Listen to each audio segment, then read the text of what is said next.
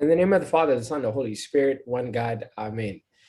Welcome, everybody. How are you guys doing?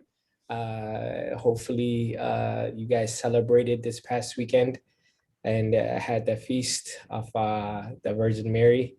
Um, and today I'm here, the special guest. Why don't you say hello? Hello, followers of Diet. I'm sure you have I'm your own not a followers as twin. well. We have a distinguished guest, Dr. Benyam Muluneh. Doctor, why don't you properly introduce yourself? I am Diet Muluneh's brother, Benyam. I am a pharmacist by training, and I'm also a faculty at University of North Carolina. And yeah, I'm excited to be here, man, to talk about this very important topic. Most of you guys know who he is. We were just having a discussion that he just got a fresh cut right now. So he wanted to do this video before the hair kind of messed up while my hair is not doing very well. People don't get how tenuous haircuts are when you're in your 30s. It's very you just have a small window. Like people don't get it. Exactly. Yeah. Well, we're here. The brothers are teaming up for a very important discussion, and I thought it was important for both of us to come here and give different perspectives on a topic that we both thought was needed to discuss. And I will let Dr. Benyam open it up.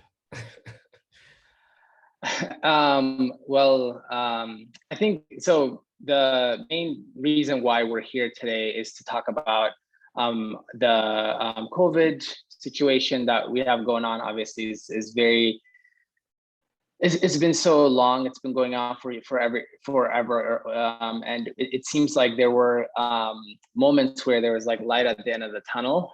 Like we actually got to the end of the tunnel. Like we came out. And then there was like another tunnel. And so the situation just seems like a never-ending situation. And just for us to kind of unpack that, I feel like the topics of science and medicine are not really discussed in the same conversation as our faith. So it's just really to talk about what's going on and mainly really focus on the vaccine, which I do think that actually was the light at the end of the tunnel. And so, kind of shedding light on that information, being able to context around it, kind of, talk about some certain certain myths people might have, and also really just from a spiritual perspective to talk about our responsibilities and what this vaccine means to each of us as believers. Right. So we basically came to we agreed to do this video. Oh, sorry, I just heard something. I don't know if you heard it. That was a drone. So, yeah, so, like on my end, I've been tracking this COVID thing for a while.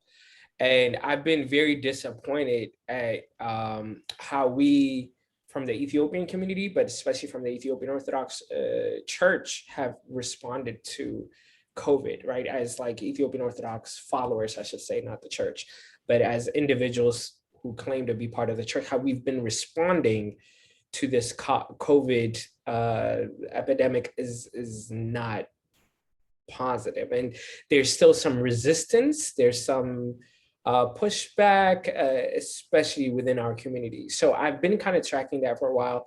And Beanie, you've also been doing the same thing online and been talking about it. So we just had a conversation and we recognize that we have like some of like the same, I don't know, concerns, you could say, about this. Mm-hmm.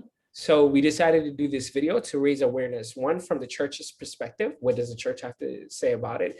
And the other from the medical perspective to say, okay, like, let's put the two together, let's address the concerns, and let's do what we have to do as Ethiopians, and more even specifically as Ethiopian Orthodox church members, in playing our role to solving this issue. So I guess my first question is, what changed? Because like you said, it was like it's below 10,000 active people getting like COVID, and then like what changed for it to be where we are today? Yeah, I think that's a great question. I mean, I think what changed is people may have heard on the news about different variants of the virus. And so what variants are, basically the virus cannot survive. It's not like a bacteria or other living forms that can survive on its own. It has to have a human or animal body to survive. It is incapable of surviving on its own. So what the virus does is it learns every time it replicates, and every time it goes from one human person to another, it learns like how to be even better at replicating.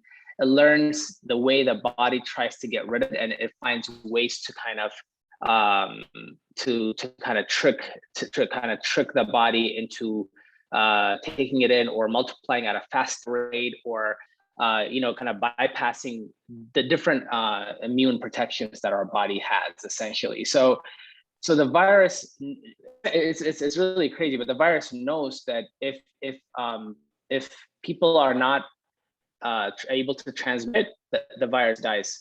So it's able to kind of change itself, and every time it changes itself, think about it as like a new iPhone generation. Like it gets better and better, it gets better and better and better.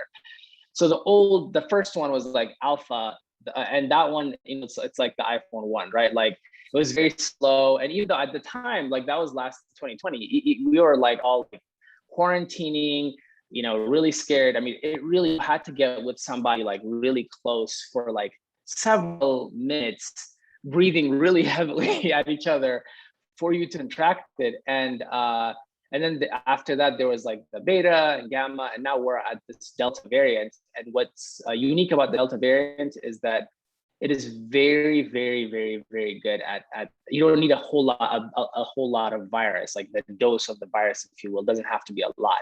And you don't really have to be in contact with somebody for too long for you to get it. And it also seems to be affecting a lot of like healthier people, younger people. It just spreads a lot faster. That's the problem. That's the thing that changed. And the other thing I think is that it's almost like we almost were able to get to a point of something called herd immunity, where like we had enough people either vaccinated or recently had the virus, and so that meant that the virus can't transfer between people anymore. But this Delta, again, figured out a way because it needs to survive, right? It's like desperate to survive. So found a community of people, unvaccinated people, to be able to kind of like replicate faster and faster and faster. And that's kind of a really, for the scientific community, it's a really scary situation what we're seeing now.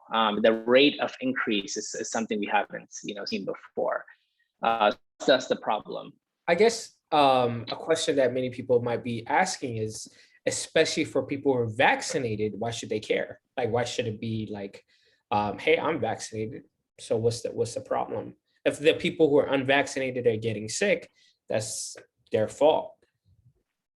Yeah, I think that's a really good, and I know we're going to touch on the unvaccinated and things like that, but even for people who are vaccinated, the reason why they should still pay attention to what's going on and kind of do outreach to their communities is because if the virus stays in the unvaccinated community, like replicating, then we're going to get more and more variants. I think you and I were talking, there's like a Lambda variant now, and we're just concerned that eventually what the virus wants to do is learn how to transmit between people and get them sick even while they're vaccinated. So it wants to like find a way to replicate and get people sick even while they're vaccinated. That's what it's trying to do. That's what we're like racing against time before the virus is able to find a strain that the vaccine doesn't protect you.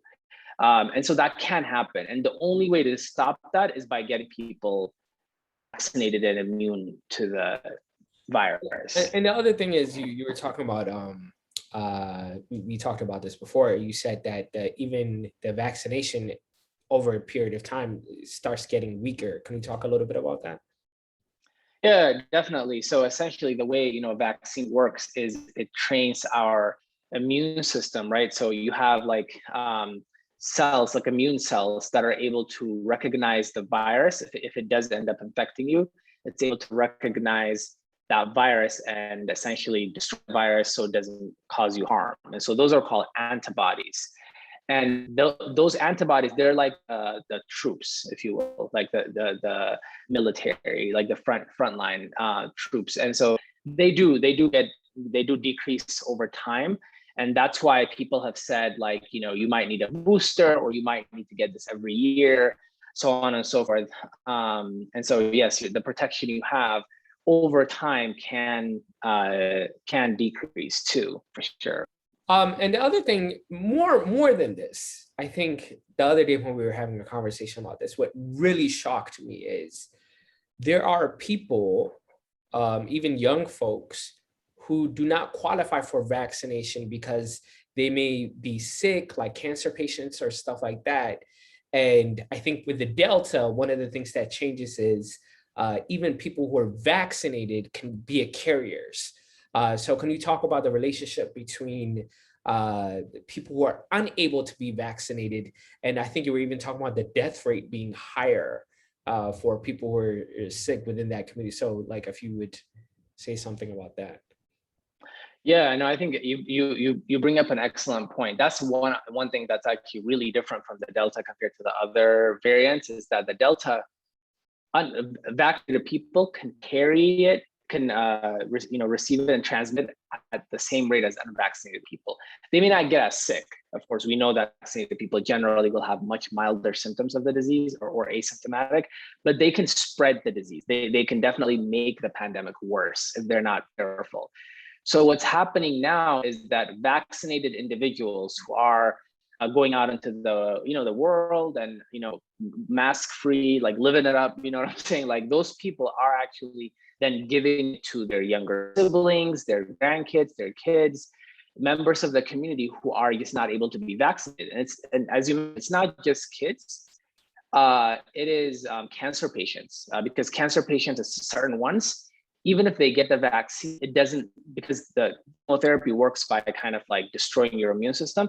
It doesn't actually work as well to protect you from COVID. So cancer patients who have COVID, I mean, they have like a 20 to 30% chance of getting very sick or dying from the disease. So, I mean, I think people don't realize that, like, when we're talking about vaccines, it's really not, and I know we're gonna touch on this, but it's not an individual responsibility. Like, I've done my share and I'm done. And of course you should, but it's beyond it. It's a community thing. It's like, we are actually, by vaccinating, we're actually like caring for those who can't care for themselves, for the vulnerable amongst our population and our communities. So for sure,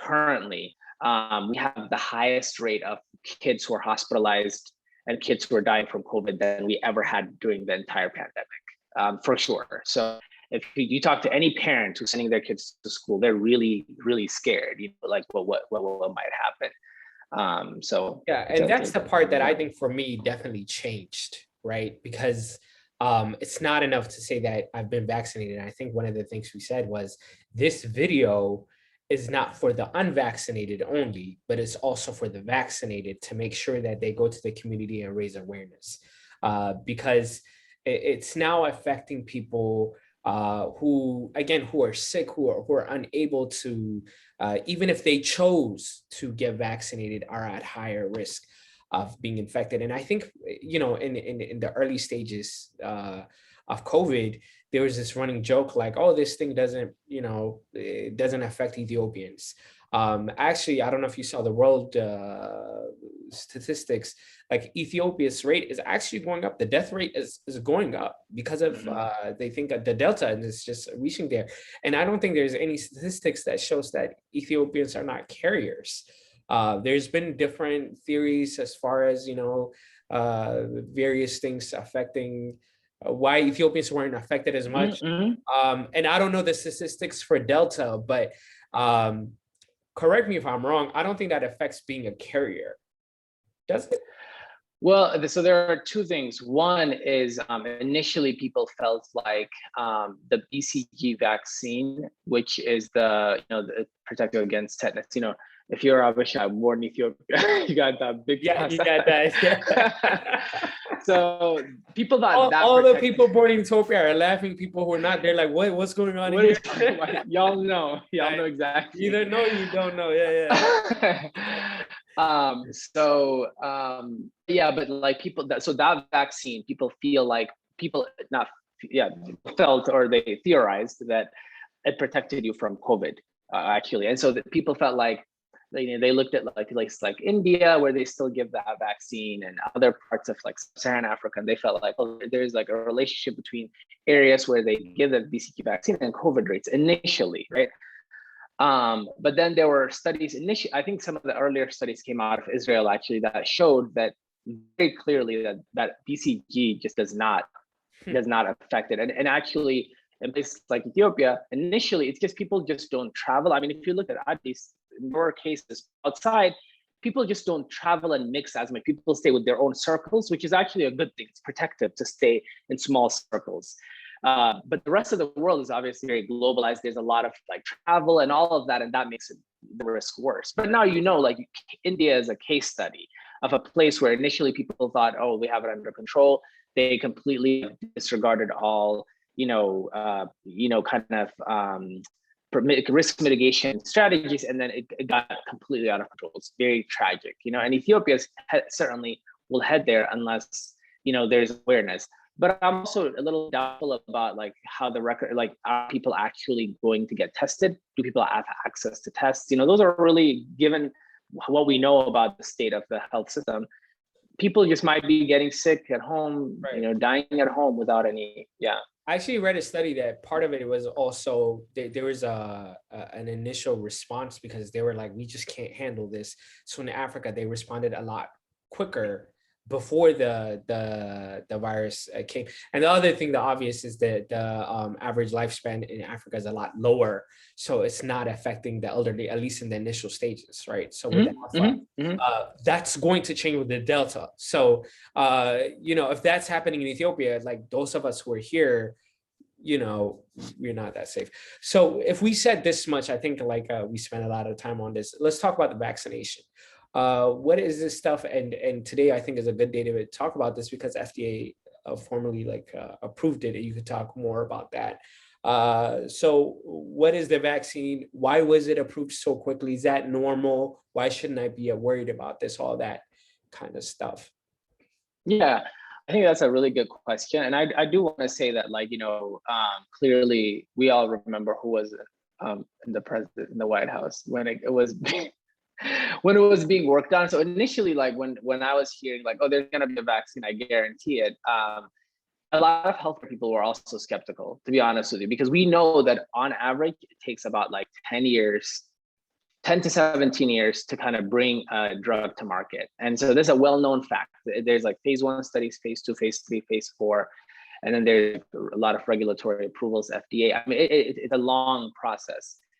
So I certainly wanted to know more before I got the vaccine myself. And a couple of things I realized is, one is there are a lot of steps that are kind of like that are very expensive, and there are a lot of rules in place to make sure that the research process is like that it's done safely. So but there are not enough people and resources to make it efficient, and what happened is when this was a global pandemic, so those kind of really long bureaucratic, like all of the paperwork, all of those steps got kind of crunched because the government a whole lot of money and resources and invested time, or rather invested people and money into the process, because essentially, like for the government's sake, like unless there was a vaccine, the economy was going to be affected, right? People's lives were going to be affected. So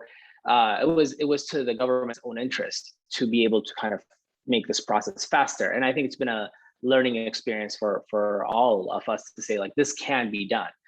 But I think the other piece that people don't realize is that the coronavirus, like the novel coronavirus, that we have currently going on, that's called SARS-CoV-2.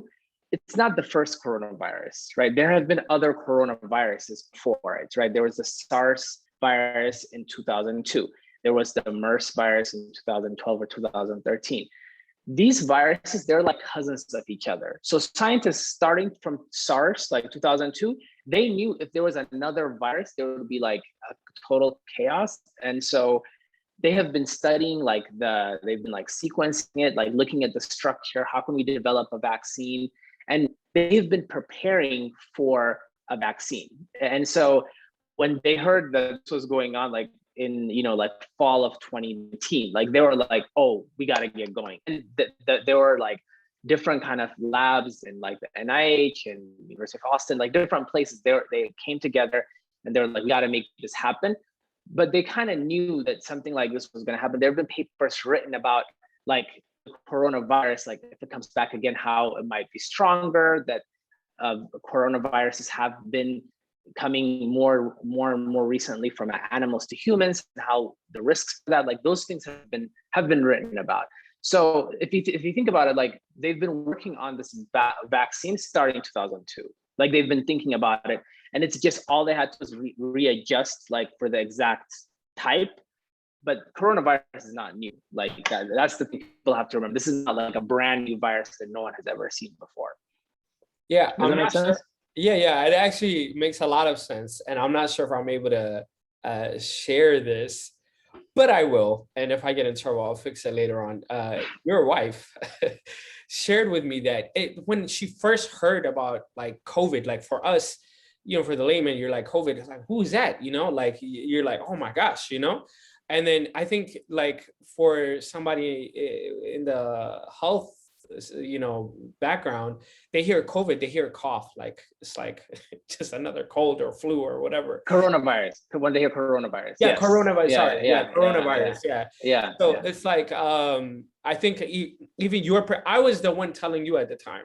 Do you remember, like in the initial, it's like, oh my gosh, like 3 people got cases in America, 3 people, and you were like, okay, all right, I gotta go, So it was like, for me, I think I was freaking out from the beginning, and I thought it was like the end of the world.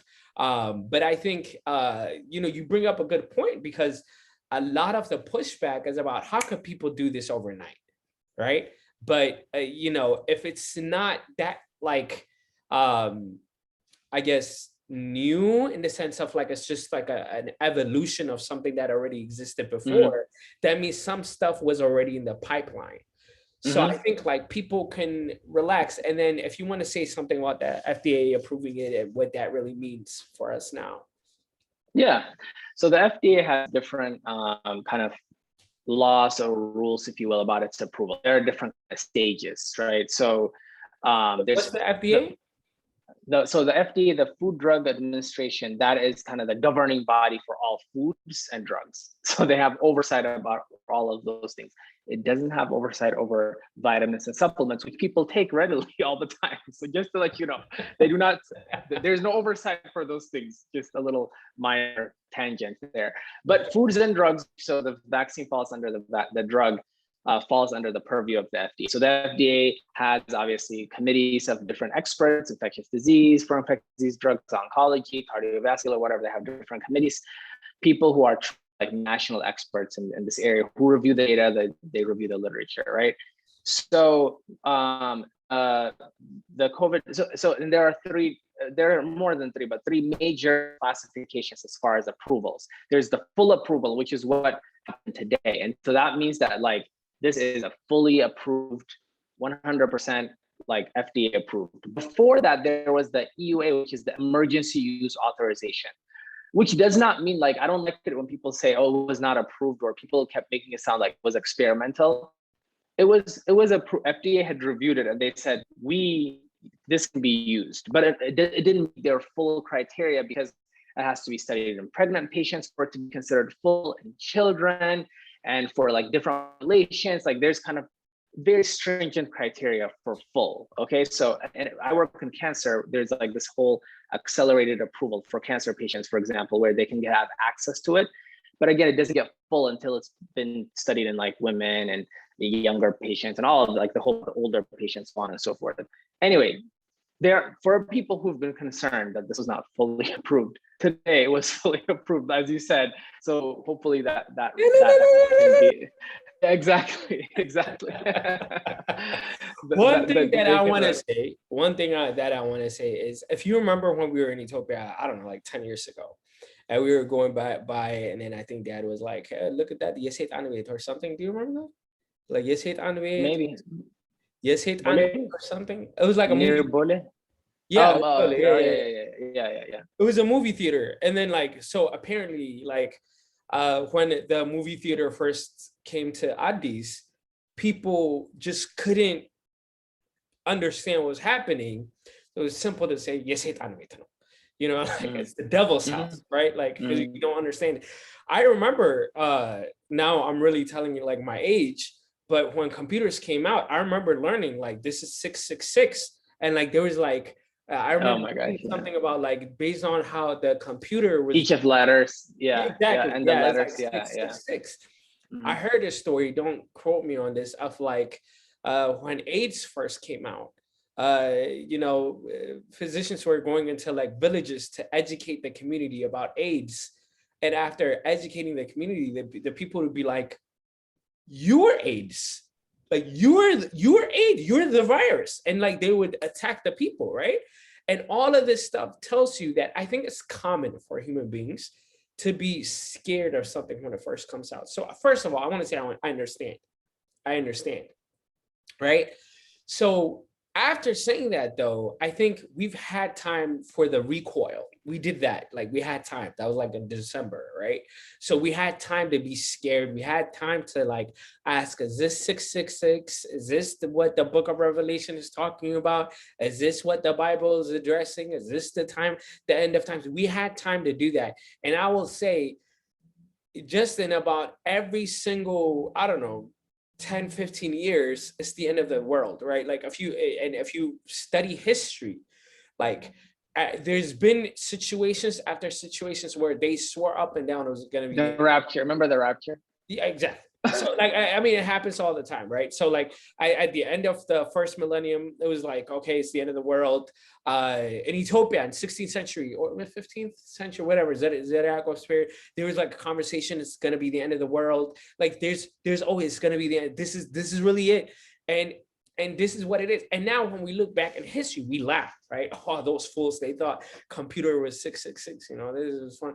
And the thing is, like, the future generation is going to laugh at us, our generation, for not taking vaccines seriously. The sad point is, once like we all realize that the vaccination is not from the devil, people would have died in the process. Right? We don't have time to like sit back and wait. Like, for example, like when the movie went to Ethiopia and people thought it was the devil's house, you were entitled to stay home thinking that it was the devil. Like you're entitled to do that. Nobody's getting hurt, right? You're just not watching a movie. Now we're not at liberty to take 5 years, 10 years to educate ourselves about these things. We're not at liberty to do this. Like we said in the beginning, people are dying, right? People are dying, and this is serious. Um, Again, the reason why we're having this video today is because things have changed. Like from June, maybe that was the last time you really updated yourself about it. But things have drastically changed, and we're going in a very, I think the last I checked, over 150,000 cases. Is that about right? Yeah. Yeah, yeah, but yeah, I yeah. mean, we're headed in a very wrong direction, and we have to do our part, both as vaccinated and unvaccinated people, to make sure that the whole community is educated on this issue. So with that being said, I know we've already touched up on it, but if you want to say more, like, why do you think there's such a resistance, especially from our community? Why do you think people are pushing back? Yeah, and I am gonna say, yeah. So I'll tell you some of what I've heard talking to people, and there is like it's always laced with a little bit of truth, right? So like the vaccine was developed quickly, that is true, and I was concerned about that too. But I think what's missing, you kind of laid it out eloquently, is what's missing is people don't take the next step, really find out. Like we have become like so as a society, like just used to believing everything Facebook has to say or Google has to say before like actually talking to people who've been doing this for a while. And yeah, so it was developed quickly was one of the things. The second thing, is that like the being concerned about side effects, right? That was actually a lot of surveys. We did a survey here of the equipment communities, but a lot of like national surveys have also shown people are really nervous about the long term. But again, one thing to note is that in the history of all vaccines, all long-term side effects of vaccines happen within 2 months. So like that's like immediate side effects are like they can happen. It's still not common. It's still really rare, but that happens in 15 minutes. That's why you get asked to wait for 15 minutes. And then extremely rare side effects, like being struck with lightning like 3-4 times in your life, like that is very rare. Those types of things like myocarditis, like people may have heard of all of these side effects, those things would happen within 2 months. After that, like the part that you get injected with, like that material, it's actually gone from your body. Like the immune system is now like, it just learns. It's like educated now to recognize the COVID vaccine, and what's left are your own antibodies.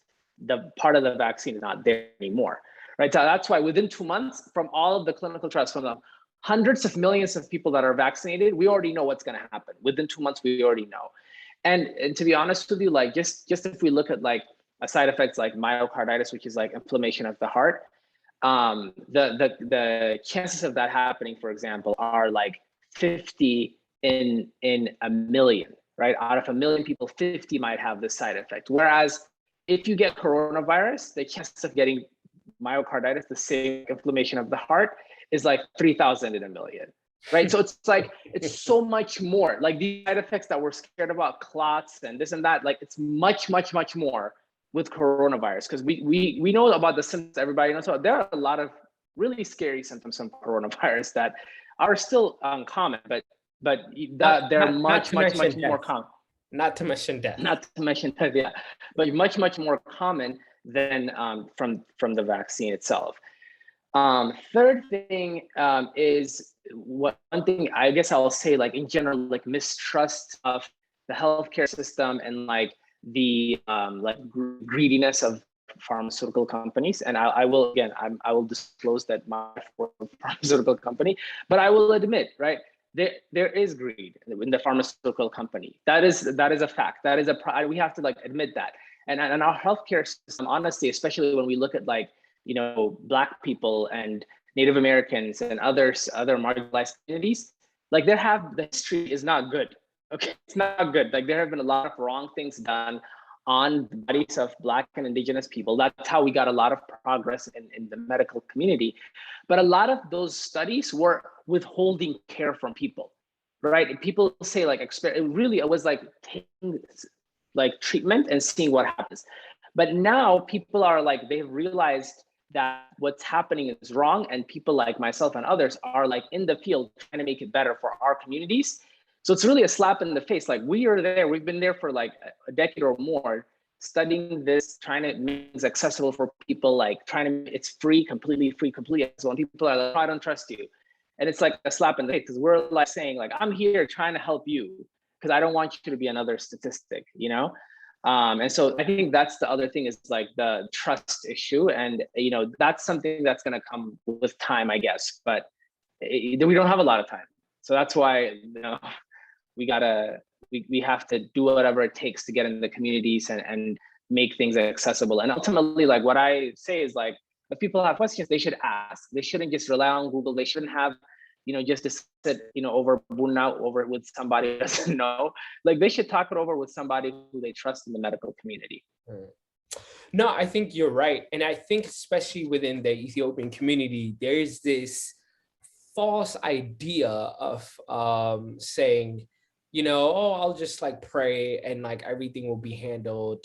And like, you know, my job is like just to pray. And you know, of course, you know, as members of the Ethiopian Orthodox Church, we believe in prayer, and prayer is the first place you go. But one of the things that the church always preaches is there's a role for God and there's a role for us, right? If you're going to go into the Bible, the church traditionally teaches that Luke himself was a doctor.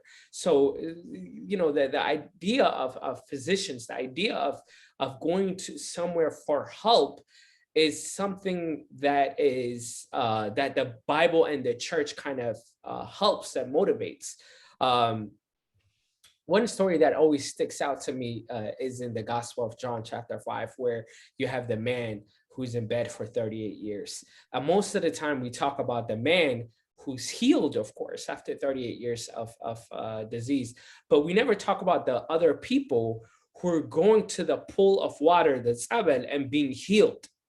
Right? So there's you know, these people are, again, tzabal is the same thing, right? Like we go to tzabal and we get help. We don't just stay in our room and pray. We go to the sources where we could get help, and we say, I want to get help. But what's interesting about the man in 38 years is he's in bed, he's laying down, he wants to be healed.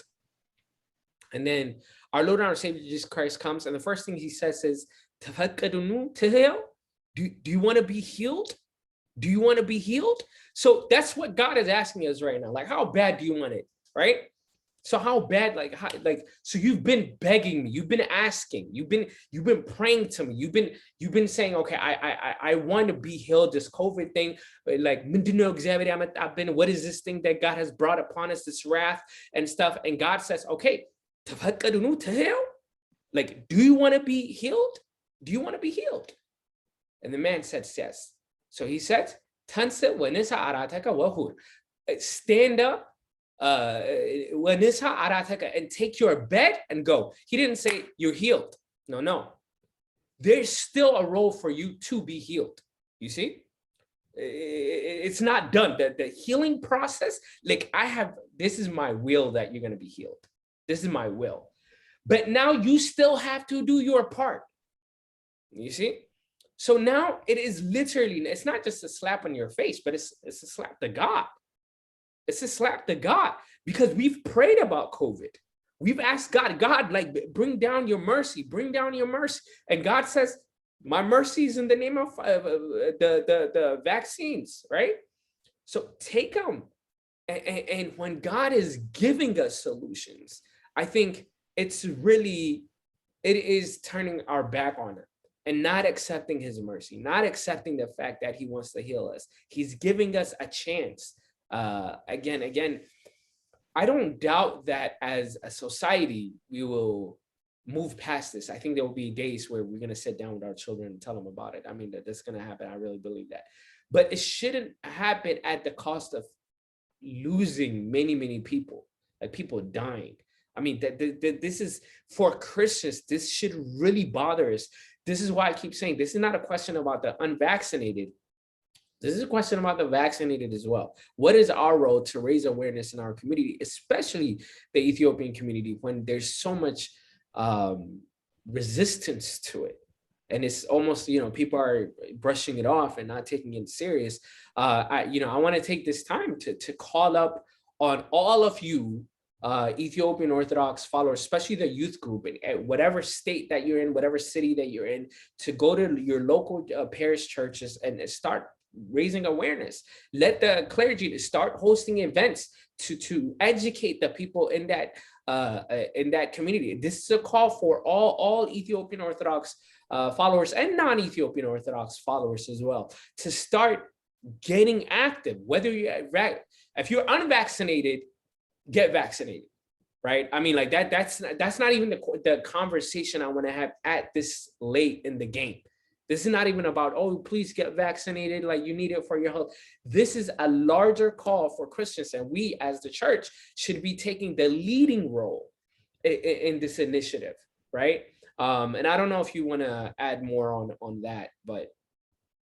Well, I mean, I think you said it well. I think the one thing that is surprising that is kind of contradicts a lot of what we believe from a spiritual angle, is that this idea of, like you said, like inaction, and just like we just wait and for miracles, like we just sit there, nothing, and like nothing is, this idea of like our works or what we do doesn't matter, and that is like, if you look at it from like, from like the apostolic church's perspective of this idea of works and faith, it is actually goes against that, just like sitting there and expecting something to just happen.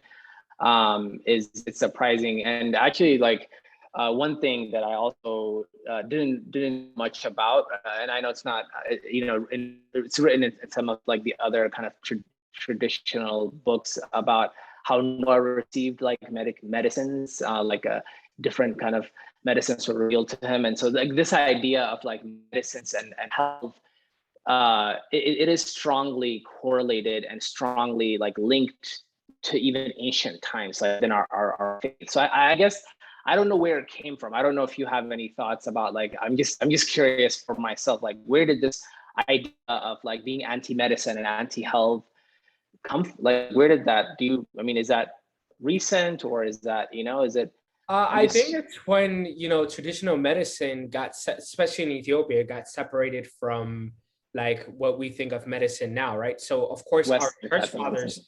fathers, the holy books included medicine in it. I mean, that is medicine, right? Like a lot of the holy books with the different plants and different experimentations. Mm, One of the things that I talk about is even like Branam is scientific experimentation, right? You have to take, you're talking about nearly 2000 years ago, where they're taking different inks and different plants and putting them together to create ink. I mean, that's scientific experimentation at the time. And the same thing of like, if you go to Gadam and you're sick, like they'll take like various things and they do prayer over it, and they know which herbs to mix together to give you this type of thing. And I think the minute that, at least in Ethiopia, this traditional school of thought was divorced, and it got this like a purely academic modern day medicine, people saw that as being like evil or against God. Of course, when we get to Ethiopia, modern day education was merged with kind of a anti-church, anti-God perspective, like so yeah. communist movement. So in our society, a lot of the times, like pure education is thought as the enemy of the church, because that's how it entered into the society, right? It Got it, came as like the church is the reason why we're so backward. But like this all or nothing attitude is not always like the best, like perspective, and we have to grow as a society and understand what things are, and be again, it's okay to have that initial like knee-jerk reaction. It's okay. Yeah, I I had it, understand I it. mean, yeah, Exactly. yeah, I think we all had it, and that's okay. But that time has passed. That time has right, passed. Now it's yeah. time to go to the next step, to educate ourselves. And again, I don't want this conversation to be like, oh, get vaccinated. We're past that stage. This video is about a call for all youth groups out there to go to your local churches and host at least one COVID awareness event, especially the groups out there, right? So we do like church services and stuff like that. We should host one COVID awareness event at our local. And let me just add to, like, Yeah. even COVID registration, vaccine registration events, those are actually super easy. You don't have to be in the medical field to register people for the vaccine. Literally, you just, I mean, people can walk in and get the vaccine and stuff, but like you can just help, even helping people, and we'll talk about that, I know, towards the end, but Well, let's do COVID that now. Let's registration, do that now. yeah, yeah. So I mean, essentially, as far as like wanting, if people are wanting to get the vaccine, I know one thing that surprised me is the amount of like hurdles that like people, for example, don't know that it's free. Like it is free. It's completely free. They feel like, I don't have insurance. What is my like residential status? Like I'm not legal. All it doesn't matter. Like you can literally walk into a pharmacy. They might ask for your insurance card. You just tell them you're uninsured. You can get a vaccine. Like we'd rather you get a vaccine than that's how important it is that it's being given for free. You can walk to your doctor's office and get it. What do you need to get vaccinated? Let's ask this simple. What do you need to get vaccinated? You need your name, you need your like an address and a telephone number, but you don't even, I don't even think you need like an ID, honestly, and you don't need insurance. And I have done when I'm registering people is I get their address, name, phone number, date of birth, and I usually put none for insurance, and then you can just like register them. They'll get an appointment time at a CVS or Walgreens. You can go to CVS.com or Walgreens.com and just register, or you can walk in. Most places now have walk-in options. I would call ahead of time because I know a lot of people also working second shift, third shift, they have 2 or 3 jobs, so it's hard to find a time. So, but just helping people, especially older people where English is not their first language. As far as what you said, the youth, so this is where they come in handy. Like, take a friend with you, offer, give them a ride, like be part of the solution. Just tell people get vaccinated, like actually register them, give them a ride. Like, some people are like they're kind of like, they're almost there and they just need that, like, I'll take you like Saturday, let's go get it done. And afterwards, like, we'll grab some coffee or we'll play basketball after, like, kind of take that next step with your friends and family. So that's the. Where can you get vaccinated? So pretty much any CV, a lot of, I won't say any, CVS, Walgreens, some of the major pharmacy chains, they have the vaccine. Additionally, Walgreens, CVS, yeah, all of those, Rite Aid, all of those pharmacies. Additionally, any doctors, most doctors' offices, most clinics, even if you're not a patient in that, but I would call ahead of time. That's the only thing, is I wouldn't like just walk into a clinic and be like, give me the vaccine. They might like look at you. I think, some people are afraid of like the government tracking me down and all this stuff. So first of all, if you have one of these, the government knows what you've been doing, right? Like, exactly. So it's funny to me, like, people post like on social media using their cell phone. I don't want the government to track me down, so I'm not gonna get. Well, I mean, like, you have your phone, right? Like, I mean, the government knows exactly what you're doing, and luckily, actually, if you're just giving a name and maybe an ID, we don't really know. People are not like, that's not why people. You're not that special. I'm sorry, I know, like, I hurt your feeling, but you're not that special. That And let me just say, so if you get at a pharmacy, the pharmacists don't really care about keeping your records either. Like, if I was working in a CVS and you came and I gave you a vaccine, I would just be like, next. So as far as, like, we are used to working with patient data, and that is like literally our training is patient confidentiality. We honor patient data, patient information. So yeah, I do know what you mean. The government, the government is tracking just the number of people that have been vaccinated. And the reason for that is because they want to know, like, are that region like shorter on vaccines? Do we need supply? What's going on? Like, they want to make sure there's enough supply to go around, and that it's for supply chain purposes. Like, yeah. That's all. Yeah. Anything else that you want to add? No, I think that this is, I will just say, personally speaking, I personally am willing to talk to anyone about the vaccine if you have questions. I will say, I know, like, it's like two things that I feel when it comes to this. In some ways, I'm like 50% like, this is like, I'm employing and begging people because I know what's happening. I have heard of like tragic stories of people dying, adults, senior citizens, infants, newborns, cancer patients. It is so tragic. Like, there are districts and towns that are like running out of funeral homes don't have spots, right? Like cemeteries, they don't have plots, land, because it's too many. There are too many like funerals happening. Like, this is something personally I've heard about. So it's very real.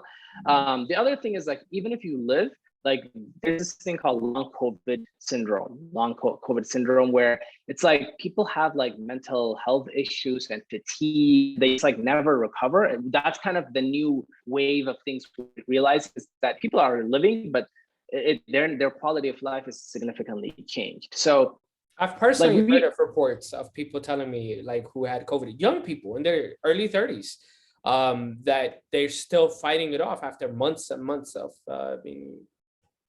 catching it. Yeah. Having said that, at the same time, this is not a thing to like guilt people. Like, if you don't have enough of the information, like, I was with somebody recently, she just was like, I just don't know what's in it.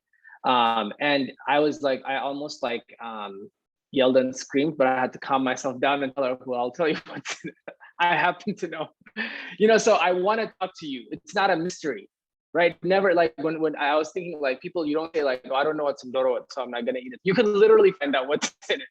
You can find out what's in it. You can find out everything there's to know about the COVID. It's not that mysterious. We're not like having conference calls like, oh, how can we get these people like the information is out there, you know. And so anyway, there's not this big conspiracy theory. We care about the health and well-being of everyone, and especially of course our communities. So Right.